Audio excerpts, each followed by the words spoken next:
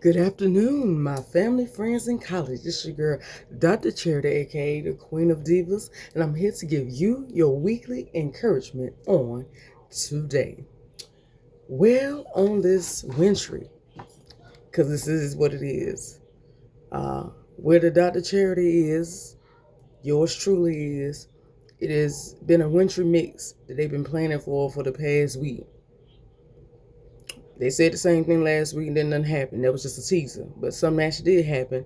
Maybe not as big as they expected, but something did happen and a little bit more is going to come. But I said all that to say this. It's still a glorious, beautiful day out there. Yeah, the natural sun may not be there to give the natural beam, gleam, glow, but you already know. And then, because you already know, that still doesn't eliminate where the spiritual, what the spiritual sun is showing, for sure. The faith is still there, if you want it. That's the question today. How bad do you want it? Do you want the favor today? You already blessed. You're blessed regardless if it's the sun shining out there or the ice falling out there. You're still blessed. Because you can always look at where you at right now and say, you know what? I never thought about that, but it could have been worse. Now that I actually think about it, it can be more and much worse than this. My Lord, I didn't even see it that way. But my question to you today is, do you want the favor? What you gonna do to obtain the favor? I want you to hold on to that. Think about that. Let it resonate in your mind. Because today, my motivation is going to help somebody feel the energy. Somebody become energized. This motivation is for whoever's tuning out there that needs some assistance to push on, who needs to push, who needs that uplifting. This is yours. Because you're closer than you think. But you today, whoever's tuning in today, I don't know who this is for, but you, my friend, today need to only believe. Just believe. If you only believe, just believe. You gotta believe. Come on now. There's a rainbow behind the cloud. The sun is bursting out. Just believe. That's what I want to resonate through your brain. Beginning on today and through this week, just believe. Let me go right into where I'm going at. Let's just go right into it, because that just does nothing but support what the weekly motivational is for this week. So, let me start off this way. Is anybody that's tuning in today just feel like that can't nobody have it no worse than me? This is the worst that I've seen, and it ain't nobody. Just like, it's just, I got the worst. Every time I even try, it just doesn't work out in my favor. Anybody feel like that? Anybody feel like that? Is that you today? Okay, let me spin it and come from another perspective. Anybody feel like that there's just no other way to look at this? It is what it is, and you know what? How can this ever get better? Anybody question whether there's even a bright side to it? Whether there's even another level to this besides a level of worseness? Can it even get better? Is that you today? Is that you? Because if that's you who I'm talking to, I want you to come in. Come in. Lend me your ear. Tune in right now to every word that's about to come out. And then not just hear it. I want you to apply it. Hear it believe it, and then apply it this week. Come here. Let me hear. So, if I had to give this weekly encouragement a title, it is Just Believe. Write the vision, because it's all begins in the mind. I know that's a handful and a lot that I usually don't give. But if you don't take nothing from that long title I just gave, I'm going to say it again. I'm going to say everything so you can retain this. Just believe. Write the vision, because it begins in your mind. If you don't take nothing from that, just believe. If you can't remember the whole name of this motivation, just believe. Well, somebody today is saying, well, Dr. Charity, hold on for a minute. Okay, just believe. I think I even heard you say that before. But here's my question. What happens when I believe, but there's nothing to believe? I'm glad you mentioned that. I'm glad you mentioned that, because I'm here to tell you today, there's always something to believe, regardless if you can see it, regardless if you can see it, feel it, taste it, smell it, or it's invisible. There's always something to believe. There's always something to believe. There's always something to believe. So that's not the question. But I'm glad you asked. Somebody else may be saying, well, Dr. Charity, hold on for a minute. Dr. Charity, write what? What do you write? Write the vision. That means tell the story and then alternate the story where it's most beneficial to you. That's what it means. If you've been shown what you deserve, then you need to tell the story of what you deserve. Don't toss it aside and act like, well, it's a fantasy. It doesn't have to be a fantasy. You can make it. Walt Disney Show put that in living animation to all of us 90s kids. Anything is possible. I'll touch a little bit on that a little bit later. Lastly, somebody may be saying, well, Dr. Charity, hold on for a minute. Okay, I got that. Just believe and write it. Write the vision. Okay. But what do you mean by that? It all starts in the mind. Because the mind is the launching pad. It is also the devil's workshop. Our idle mind is the devil's workshop. It is here that all your dreams and hopes and wishes begin. The minute this place decides I don't deserve is the minute that the action says I'm not fit to do. And that's the minute that the dream falls through. You didn't realize you had so much control over your life, did you? Come on now. Come on, lend me your ear. Let Dr. Charity come in and talk. I'm gonna talk to you about some of the skills that is utilized in my field of study. So, as you know, I was meditating this past week as preparing for this incoming ice storm, and I heard Sarah Jakes Roberts again talk about how you got to go bar for bar. You got to fight the enemy with the word. In other words, anytime that the distraction comes into your mind, coming from the enemy himself, then you've got to go behind that and fight back. The way you fight back is not by bowing out, tapping out. It's by saying, you know what? I said, fill in the blank. Because remember I told you a few weeks ago The only reason why the enemy is trying harder and harder now is because when you get that close, there's no way to bring you down to failure.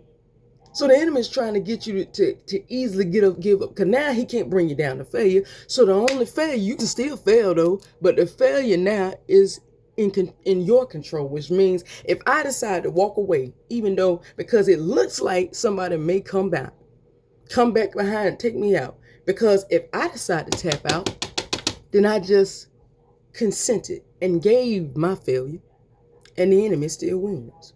That's what a lot of us do. And that's why I'm telling you today, you got to believe. Write the vision. Don't go in believing just because the mind says, well, nah, it just doesn't look like it'll ever work out in my favor. I beg to differ. It may look like that right now, but guess what? By the end of next week, it can be looking like something else if you just hold on just a little while longer. You got to believe. You got to believe. There's always something to believe. I give an example. Like I said, you already know, therapist in training. Hey, how you doing? Dr. Charity's in training. So one of the techniques that I was writing a case study on was utilizing narrative counseling, which is basically getting the individual, the client, you work alongside. You don't work for the client. You don't sit there and dictate to the client. You work beside the client. The client comes and tells you what's going on. They express and give a story of what their life is. Then through different techniques such as journaling, reflexive questioning, you help the patient, you help the client alternate the story they gave and give it in a different perspective. That causes the patient to look at it from a different view and a different aspect. Therefore, you feel differently. What made you feel depressed about one issue, because you're looking at it from a different point of view, may actually make you feel, not so bad. Maybe that was for my benefit and I just don't understand. Let me give, and that's the professional. That's the professional outstanding. Let me give an example using my own life. So, I helped a young lady. As you know, I work in mental health. So I was helping a patient, and the patient had a breakdown on the phone. So y'all already know, with the therapist being in training being in me, and I've been everything from a pharmacy technician to a behavior therapist, there's no way for me to just end that phone call and let that girl go around cussing and screaming and crying and all that stuff, because you don't know what'll happen when she get off that phone. And I do not want to be the last person before she decide to take it out that she spoke with, not without giving some encouragement. So I made sure I came down to her level and told her. I said, look, it's almost like this. I said, look, I've lost everything. I've kissed death's door more than one time. You can't tell. I give an example. When I had my youngest son, that's on top of the fact that I had lost everything. I didn't have nothing but the clothes on my back and the baby inside of me. When I had him, they had to give me emergency C-section because the baby was so big that he was just so big. He was in the 90th percentile across the board. So he got stuck coming out of me. And that was right after my water broke. So that means the baby's oxygen level was going down. So they was in a rush to make sure that my baby boy ended up coming out and not coming out blue and purple. So they already told me there wasn't no choice. I had to go in emergency C-section. They took me in emergency C-section. They gave me the anesthesia. They had trouble trying to find a vein because, of course, I'm anemic and I'm petite. So they had to give it to me in my foot. But they gave me the wrong anesthesia because they were trying to save the baby. Because they gave me the wrong anesthesia, they refused to put me out because the baby was really about to come out. All they had to do was just cut me and grab him, which is all they did. After they did that, though, because they were trying to save him, I ended up hemorrhaging. Because they gave me the wrong anesthesia, while they were trying to sew me back up, give me my stitches, and kind of subside the hemorrhaging, I ended up having an anxiety attack on the surgery table. They had to put me out, not once, not twice, but 3 times. They had to put me out 3 times. When they were able to subside the hemorrhaging and then stitch me up, they had to give me a blood transfusion because of how much blood was lost. So I ended up spending the night, not with the child. I ended up spending the night in ICU, plugged up to 6 IVs and an oxygen machine. I didn't know.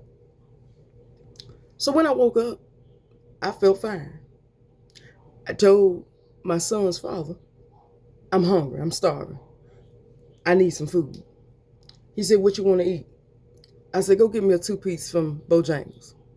He went and got it. All that chicken and the french fry was gone, along with me drinking the tea. The nurse came in and was amazed. She was like, I know why they put you down here, but girl, you eating like that with no issue? You don't need to be down here. You need to go. We're going to have to find you a way to get back up there. Over the course of the 3 days, guess what? By the 3rd day, that was that Friday. By that Sunday, I was walking. Walked the whole, not a little bit of the maternity. They told me they saw me walk up and down the whole hallway of the maternity ward. I walked with the help of the IV and walked back to the room. They told me, we recommend you stay till Wednesday, but guess what? We can't keep you. We saw you walking and ain't nothing else we can do. And I went home that Monday. Well, what does all of that mean, Dr. Charity? Guess what? I still went home in 3 days, just like if I would have pushed the child out. Didn't have to spend 1 day extra. Still went home, no issues. But that was because my mind said, I'm going to eat solid food. I'm going to walk. I'm going to at least try. I'm going to at least try. And I'm going to do what I can do so I can come out. That's what I'm telling you. The story has to be thought of. Yeah, I was in ICU. Yeah, I almost died. But I don't ever tell the story like that. Because guess what? The way I put it ends up saying, wow, you were not used as not necessarily used as a scary situation, but more so as an example that anything you put your mind to, you can do. You can do it. You just got to believe. I believed that I could eat something solid, and I asked for something solid, and because of my belief, I was able to devour something solid, even though I just had all that happen the day before, and it won't even 24 hours. I believed that I could walk. Therefore, I attempted to walk. Therefore, I did, and I was able to go home. 3 days, not 5.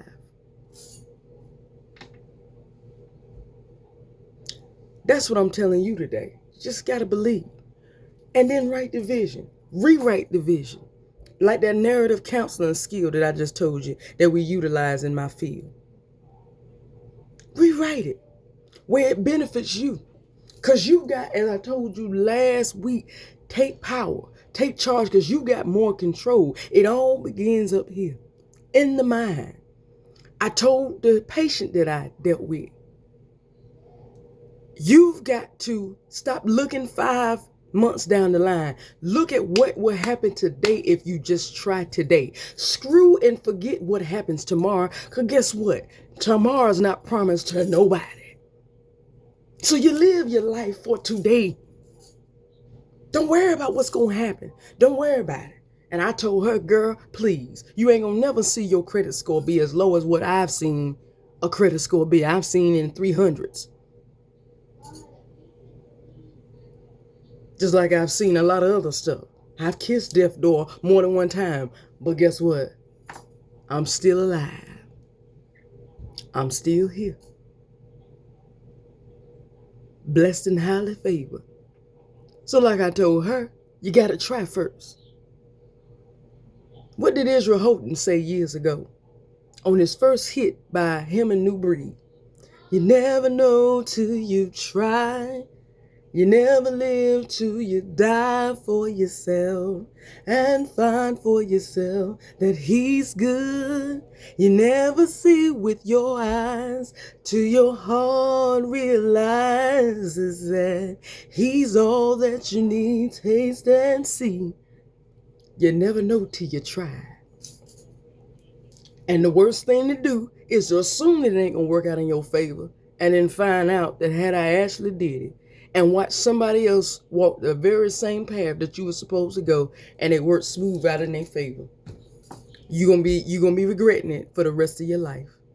Don't do that today. That's why I'm telling you today. Go through this week just believing. You gotta believe. There's always something to believe, and believe not. Yeah, I understand that this is reality, but reality says I may not have a place of my own right now, but I will have one real soon. That's reality. Reality says I don't have the place, but I'm about to have it, is my belief. And because you believe you're going to have it, you're going to be motivated and encouraged to do what it takes to bring it along. You may not have the degree now, but if you do what you need to do to pursue the degree, you will be able to achieve and obtain the degree. Yes, you may not have the spouse today, but if you do your part and sow the seed and pursue, you shall obtain. And he will sustain while you're on the journey to obtain. I'm telling you today, it'll all work out in your favor for you if you just believe. You gotta believe.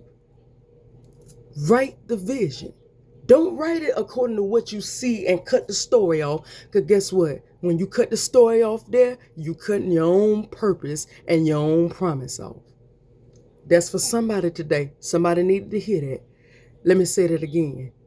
When you cut the story off just strictly at reality and cut off the belief and the desire and the dream, you just cut off your own promise. And you cut off the possibility of actually seeing it come to pass. Because now that you done told the story like that, ain't nothing to believe. Because now you just closed the chapter. But according to what I stated, and I'm going to take it back. According to what I'm stating,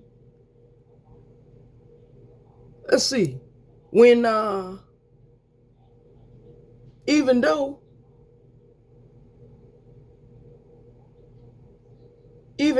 when Mufasa got killed and Simba ran away and he went into some things, guess what? Where in the end of the story did he end up coming back to? End up coming back home.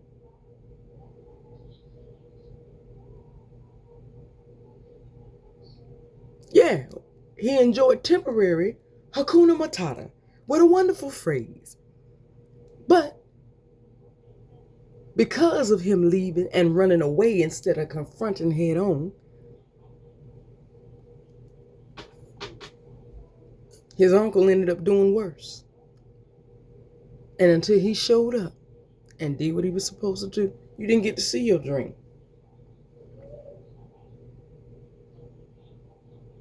Because Belle did not listen to what the beast told her, she was able to persuade the beast that it ain't as bad as you think. Who you think has got your back is not always the one that is not always the friend, and who you think is against you and not listening and not doing what you said to do is not always an enemy. The beast found out. That's how he ended up falling in love, because Belle ended up always breaking the rule against what the beast said. But every time she broke the rule, it always ended up benefiting the beast. And everybody ended up looking at the beast like, Well, we can't really tell you, but she right.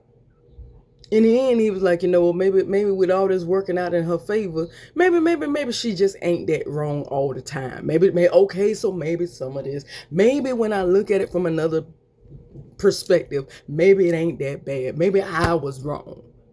And when he finally accepted that this woman was helping him and he began to fall in love, that's when the spell was broken.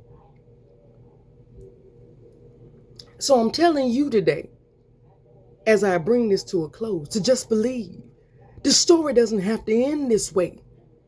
But you've got to be able to speak loud and say, it's not going to end this way. I believe I'm going to rewrite the story, and I'm going to rewrite the story over and over and over again until it benefits me. Until it benefits me. Until it benefits me, I'm going to keep writing. I'm going to write the vision and make it plain. Because it is so. As long as I say it and I believe, then it is so. Because every promise that he gives is yes and amen. It is so. Believe it just like India Ari said. There's hope. There's always hope.